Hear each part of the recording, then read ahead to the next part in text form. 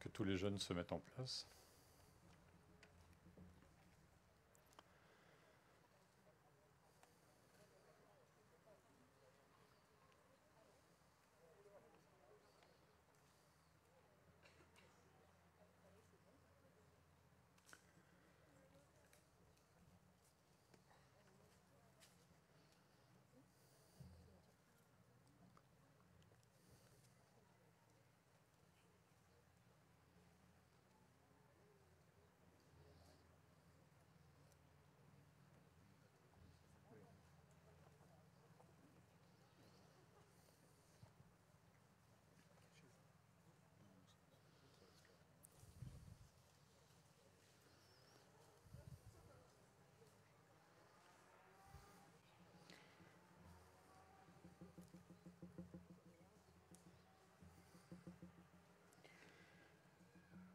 Bien. Monsieur le sous-préfet, monsieur le président du département, mon cher Jean-Léonce, le département est co-organisateur du prix Bayeux-Calvados Normandie des correspondants de guerre.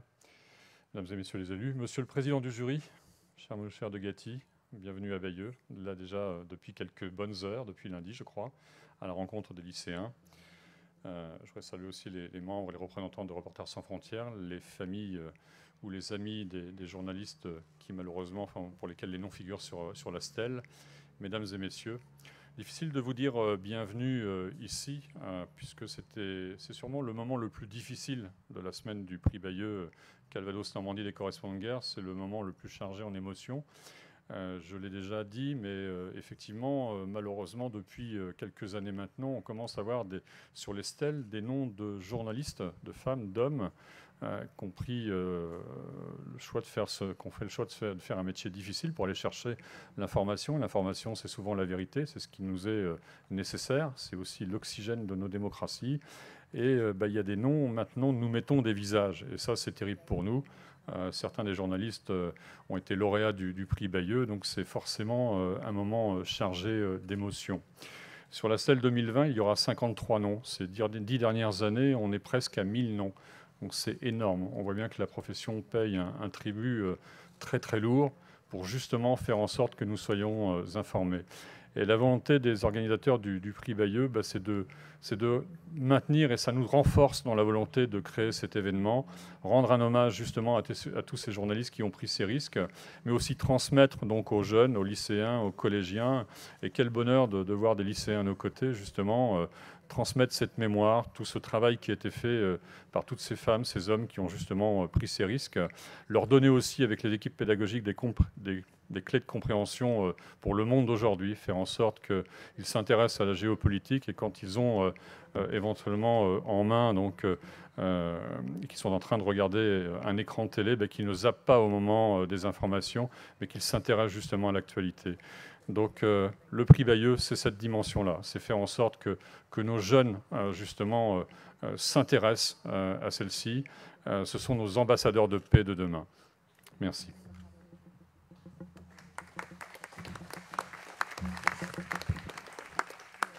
Monsieur le maire, mesdames, messieurs, chers amis, au nom de Reporters sans frontières, bienvenue à cette cérémonie dans ce lieu. Moi, c'est la première fois que je viens et je suis assez bouleversé par cette marche au milieu des stèles. Le 15 août dernier, le monde a assisté sidéré à la chute de Kaboul, tombé comme un fruit mûr.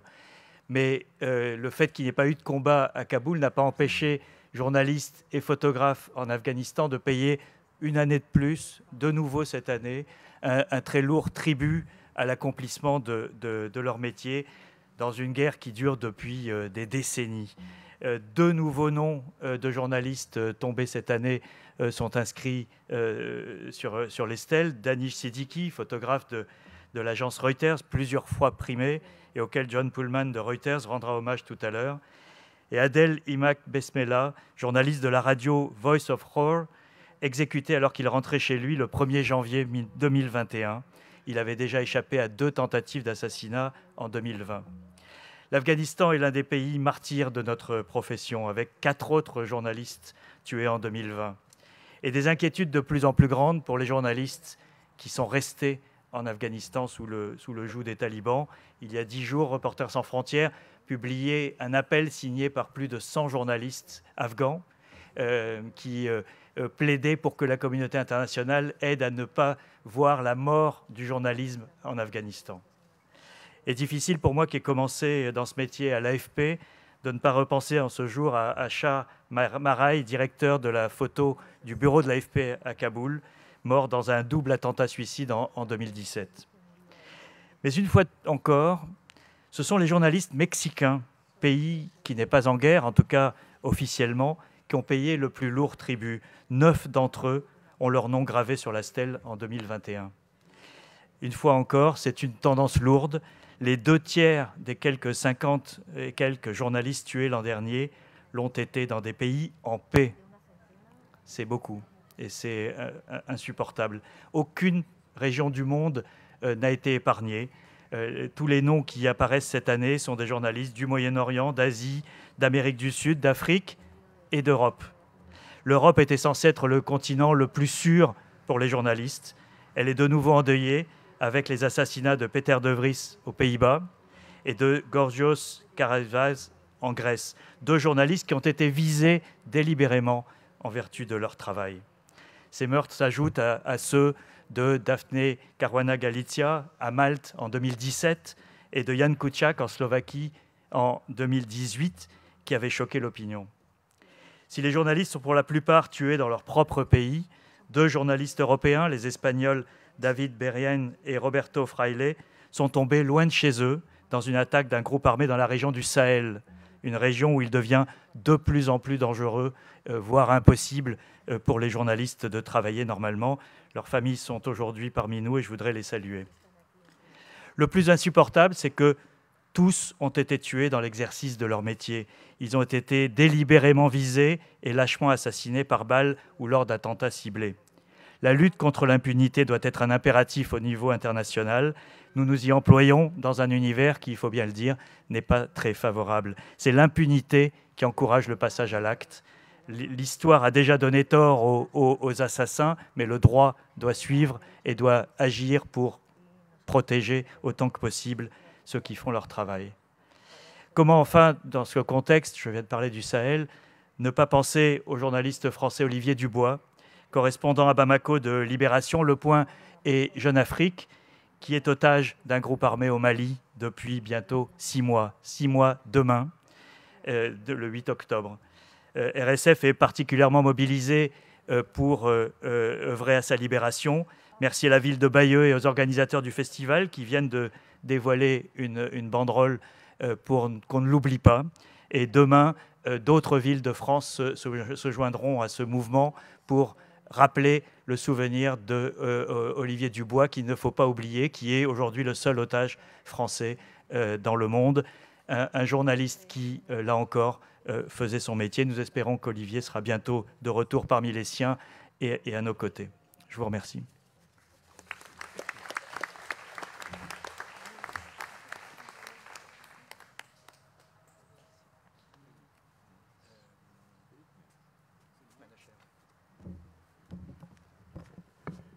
Bonsoir à tout le monde.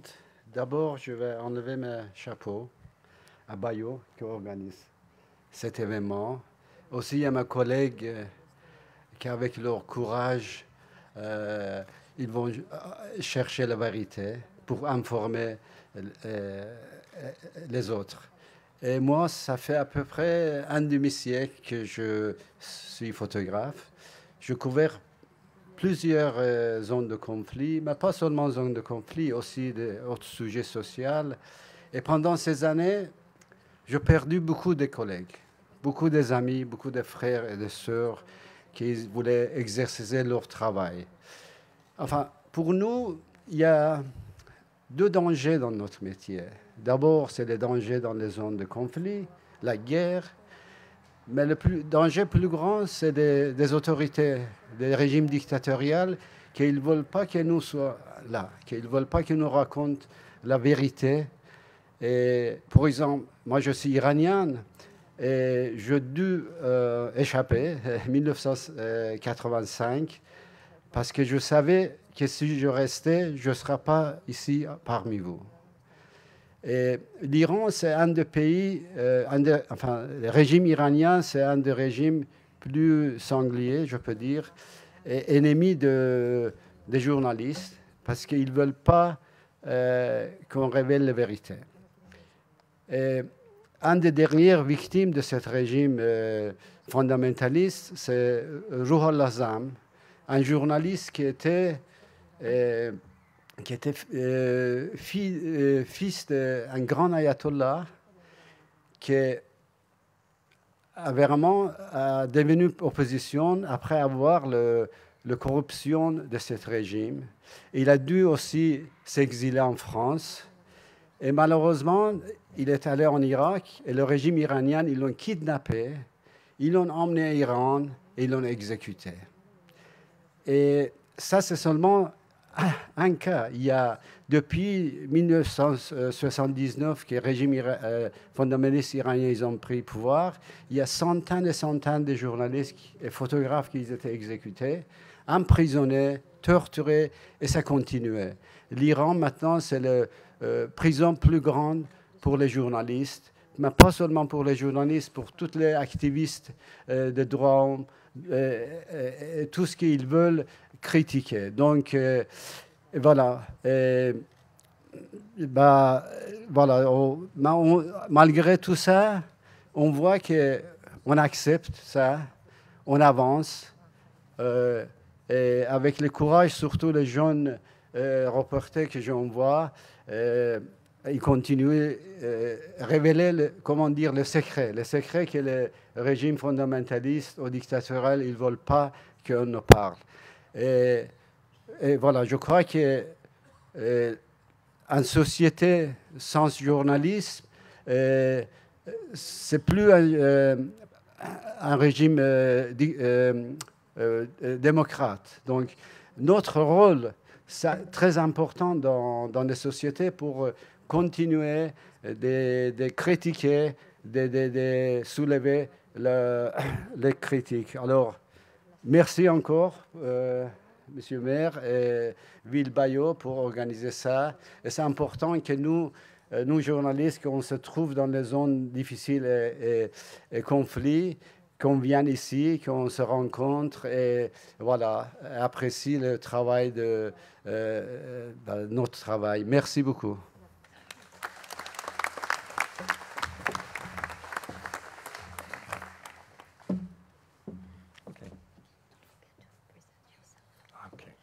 Mesdames, Messieurs, je vais parler en anglais.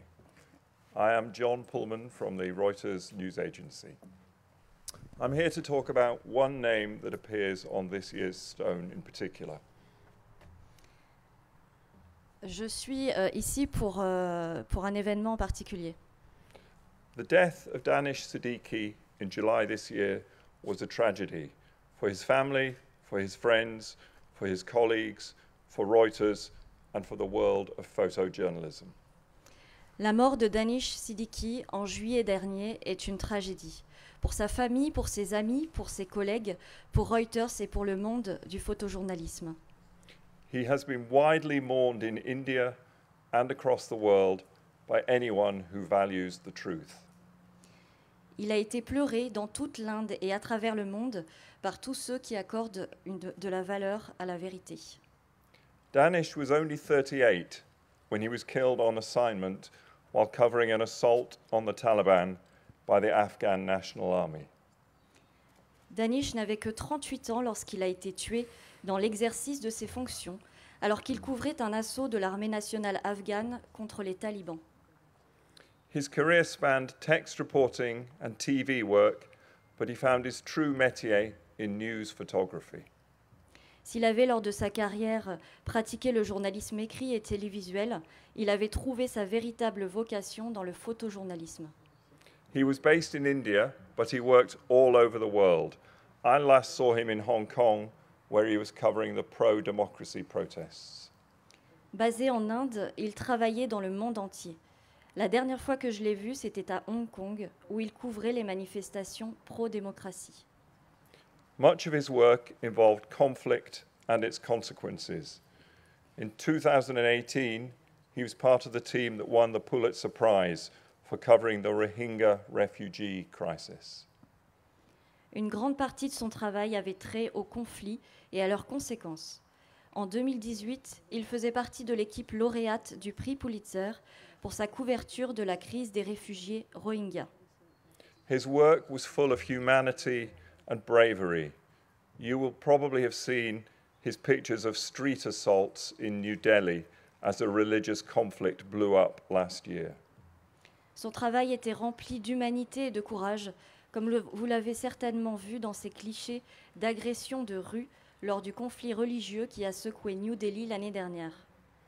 When COVID struck India, Danish's pictures captured the country's plight as the disease spread. His drone photography of burning funeral pyres was used around the world. Lorsque la Covid a frappé l'Inde, Danish a su saisir dans ses photographies la détresse du pays face à la propagation de la maladie. Ces images prises au drone des bûchers funéraires ont fait le tour du monde. And then he went to Afghanistan. On behalf of Reuters, I would like to thank Reporters Without Borders for honouring Danish and the other fallen journalists. I am proud to be here in Bayeux. My thanks also to the city of Bayeux and Bayeux Calvados Normandy Prize. Et après, il est parti pour l'Afghanistan. Au nom de Reuters, je voudrais remercier Reporters sans frontières pour l'hommage qu'elle rend à Danish. Je suis fière d'être ici à Bayeux. Je remercie également la ville de Bayeux et le prix Bayeux Calvados Normandie. We at Reuters will mourn Danish forever. He exemplified the very best type of photojournalist. Danish sera regretté à jamais par nous tous chez Reuters. Il incarnait l'excellence du photojournalisme. He was loved by his colleagues and his work was compelling and important. Il était aimé de ses collègues et son travail était nécessaire et important. I hope we can all live up to the standards set by people like Danish and the other journalists whose name are on the stone. Thank you. J'espère que nous pourrons tous être à la hauteur du niveau de qualité atteint par des journalistes comme Danish Siddiqui. Merci.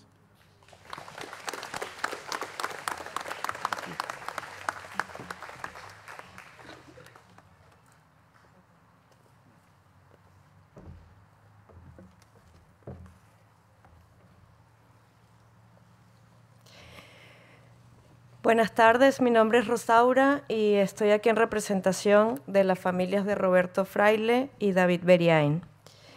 Bonsoir, je suis Rosaura et je représente ce soir les familles de David Beriain et Roberto Fraile. ¿Es usted un terrorista? Así comenzó David Beriain su entrevista el 28 de marzo de 2008 al comandante de la FARC, Pastor Alape. Êtes-vous un terroriste? C'est ainsi que David Beriain a commencé son interview avec le commandant des FARC, Pastor Alape, le 28 mars 2008. Había viajado a Colombia a principios de ese año, sin contactos previos. Tardó 3 meses, pero finalmente consiguió el acceso. Yo no estoy aquí para hacerle una entrevista cómoda. A mí eso no me sirve de nada, y a usted tampoco. Le había escrito a Pastor Alape en la carta que le hizo llegar solicitando ese encuentro. Il était arrivé en Colombie sans avoir de contact. Il lui a fallu 3 mois, mais il a finalement réussi à avoir accès aux membres du groupe. Je ne suis pas ici pour vous faire une interview confortable. Cela ne m'est pas utile et à vous non plus, avait-il écrit à Pastor Alape dans la lettre qu'il lui avait envoyée pour organiser la réunion. Lo suyo no eran entrevistas cómodas. Lo preguntaba todo, directo, a los ojos. Hablaba con víctimas y victimarios y siempre decía, a mí lo que me encanta de este trabajo son las conversaciones, la posibilidad de hablar con esa gente, de intentar entender, no justificar, pero sí entender. Ces interviews n'étaient pas confortables. Il posait des questions sur tout, directement, regardant dans les yeux. Il a parlé aux victimes et aux auteurs de violences et il a toujours dit « Ce que j'aime dans ce travail, ce sont les conversations, la possibilité de parler à ces gens, d'essayer de comprendre, pas pour justifier, mais pour comprendre. » Por información sobre el paradero de Pastor Alape, miembro en ese momento del Estado Mayor de la FARC, ofrecían $4 millones. David reflejó aquella experiencia en su reportaje multimedia 10 días con la FARC, por el que fue finalista de los premios Bayeux Calvados en este mismo lugar. Pour toute information sur la localisation de Pastor Alap, à l'époque membre de l'état-major des FARC, 4 millions de dollars étaient offerts. David a par la suite documenté cette rencontre dans son reportage 10 jours avec les FARC, pour lequel il a été finaliste du prix Valleux Calvados ici même. David era así, escuchaba, mirando a los ojos con atención, y no juzgaba. Siempre contaba cómo fue el primer día como becario de la redacción. Era muy joven y no sabía nada. Era la primera vez que pisaba Argentina, así que le dijo al jefe, quizás pueda echar una mano con las noticias internacionales. Y su jefe, casi riéndose, le respondió, ¿las qué? No, muchacho, no. Tú vas a ir a la calle. Las historias no están en la redacción, están en la calle. David était comme ça. Il écoutait en regardant dans les yeux, attentivement. Il parlait toujours de son premier jour en tant que stagiaire dans un journal régional en Argentine. Il était très jeune et il ne savait rien. C'était la première fois qu'il mettait les pieds en Argentine et a demandé à aider pour les nouvelles internationales. Son patron, presque en riant, lui a répondu « Non, mon garçon, non. Tu vas aller dans la rue. Les histoires ne sont pas dans la salle de rédaction, elles sont dans la rue. » Más adelante se curtió como reportero de guerra en las guerras de Irak, Afganistán, Sudán, Congo y Libia. Las palabras del periódico impreso pronto se le quedaron cortas. Entonces comenzó a publicar un blog con relatos más humanos, los que intentaban explicar cómo era el día a día en esos sitios recónditos. Plus tard, il a travaillé comme journaliste lors des guerres en Irak, en Afghanistan, au Soudan, au Congo et en Libye. Et les pages du journal imprimées sont vite devenues trop courtes.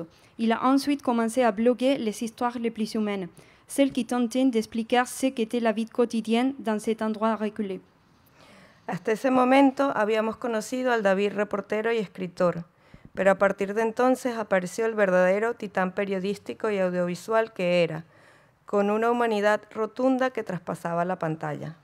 Jusqu'à ce moment-là, nous avons connu David en tant que reporter et écrivain, mais par la suite, il est apparu comme le véritable titan journalistique et audiovisuel qu'il était, avec une humanité retentissante qui transcendait l'écran.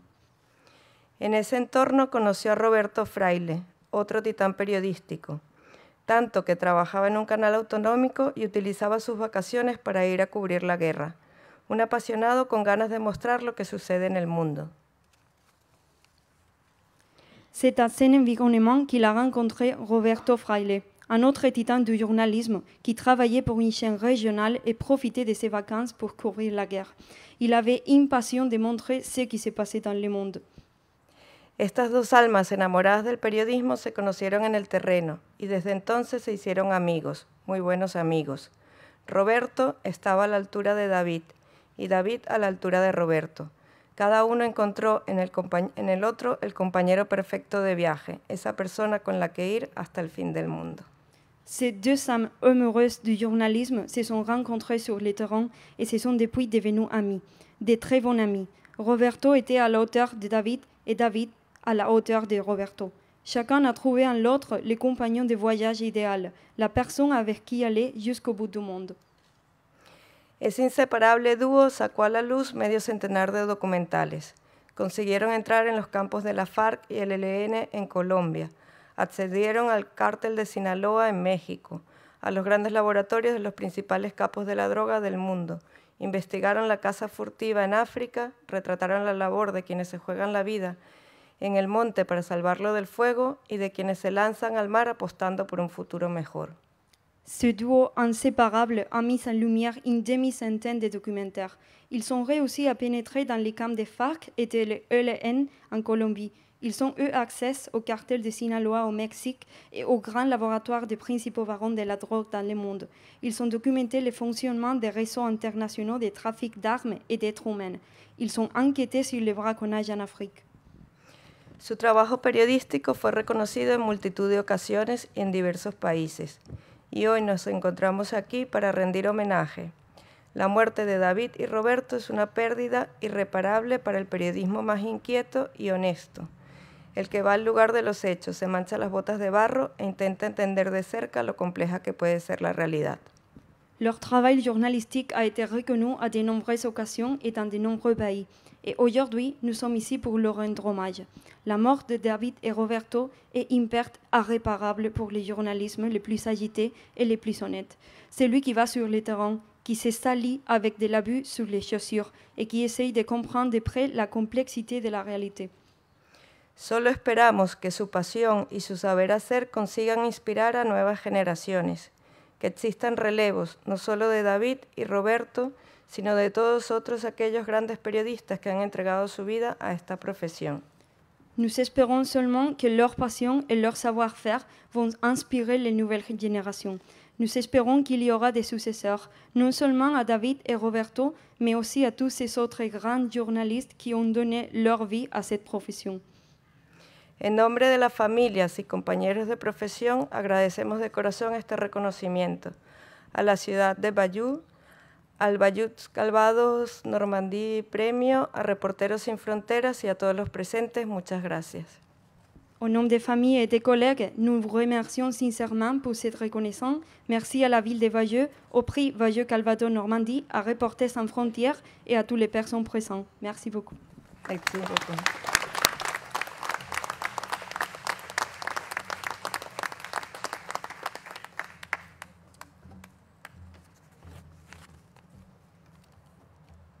Merci Rosa, impressionnant. Bonsoir messieurs, dames. Je suis Renske Hedema, je suis présidente de l'association néerlandaise des journalistes. Et je voudrais vous parler de Peter R. de Vries, notre journaliste des Pays-Bas, qui est tombé cette année. Monsieur le maire, les familles des collègues décédés, chers collègues, mesdames, messieurs. Le 15 juillet dernier, l'assassinat de notre collègue Peter Rudolf de Vries a été un énorme choc pour les Pays-Bas. Pas uniquement pour le monde des journalistes et la presse nationale, mais aussi pour le grand public.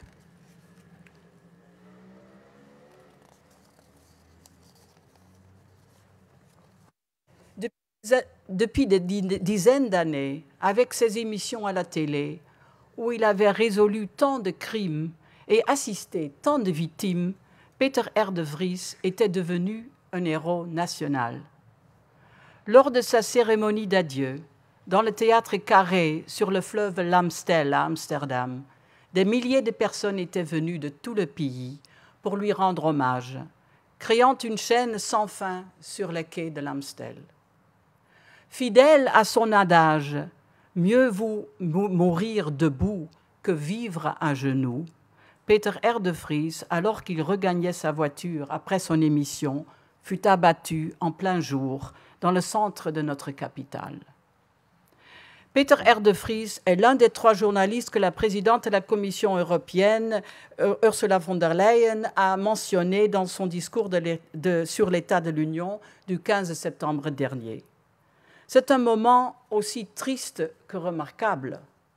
Aujourd'hui, tout le monde l'a mentionné déjà aujourd'hui. Aujourd'hui, les journalistes sont tués, pas uniquement en tant que reporters de guerre ou dans une guerre civile loin des frontières de l'Europe, non, assassinés de sang-froid en Europe, au sein d'une union où l'état de droit devrait régner. Madame von der Leyen a abordé une liberté qui donne la parole à toutes les autres libertés, la liberté des médias. Ils se sont battus pour notre droit à l'information et ils l'ont payé de leur vie, a-t-elle dit. Exactement comme tous les collègues auxquels nous rendons hommage aujourd'hui. Le lendemain, la commissaire européenne Vera Jourova a annoncé des mesures que les États membres devraient prendre pour protéger les journalistes. Ces recommandations semblent être empruntées au projet protecteur de la presse que nous avons aux Pays-Bas. Car, mesdames et messieurs, nous nous rendons compte que de nombreux meurtres de journalistes restent impunis.